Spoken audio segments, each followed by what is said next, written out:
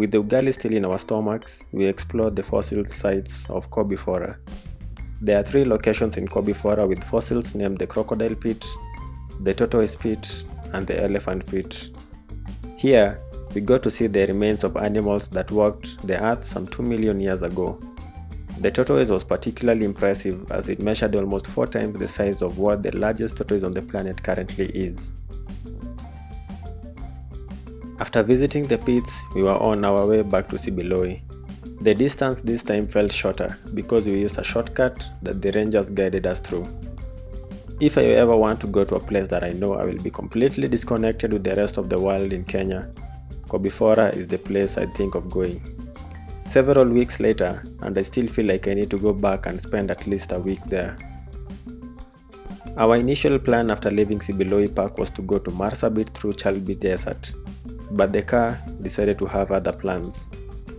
We got the same errors on the dashboard as we did with the first car while leaving Lodwar. The dashboard showed the 4LO sign, a hazard sign, and the check engine light was on.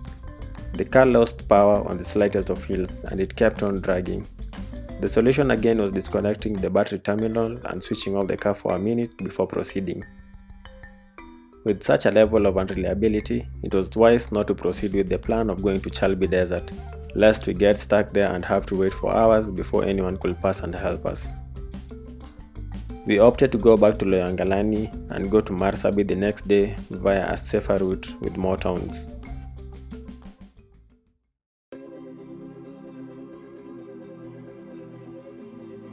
Marsabit is 240 kilometers away from Loyangalani, and the route is rocky and sandy with zero tarmac road.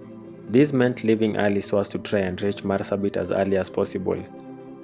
The drive took 5 hours 30 minutes, and technically we got to experience a bit of the Chalbi Desert while driving through the desert roads all the way to Marsabit. On the positive side, the car didn't lose power that often, like with the previous car, but it still required doing a few stops. We reached Marsabit town by 1 PM and it was early enough to drive through the Marsabit National Park. The park was very dense with green vegetation, which was a sharp contrast from the dry and dusty roads we had just used. The park also has this beautiful crater lake called Lake Paradise, which from the viewpoint looked just stunning. I don't remember seeing any animals in the park. The only animals I saw were the Grevy's zebras, which are unique in that they can only be found in northern Kenya and Ethiopia. That is in the whole world. Close to 2 hours in the park, we exited and started the drive back down towards Isiolo. Jane had already contacted the rental company and they were bringing the 3rd car. We drove all the way down to Lions Cave Camp, which is along the shores of River Ewasonyiro, and here the rental company was able to deliver the 3rd car. The 3rd car happened to be worse than the first 2 cars. The shocks were worn out, and worse, one of the windows once down did not go up. This might sound like a small annoyance until you factor in driving inside national parks full of dust, and also driving in rain if you go further south towards Mount Kenya. The day started with visiting Buffalo Springs National Reserve. We circled around for a bit before leaving for Samburu National Reserve. Samburu National Reserve is a very good park with so many elephants walking along the river. We drove around some more, and I think we generally were not lucky with viewing smaller animals in the parks.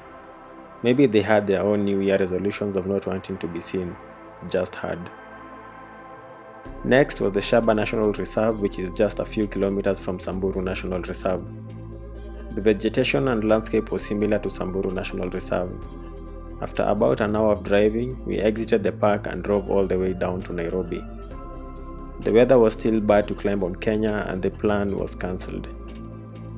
Did I mention we were getting the 4th car? Yes, Jen and Albert at this point had already given up on the cars, and they even thought of ending the trip, and so we reached Nairobi and luckily the rental company offered to give us another car.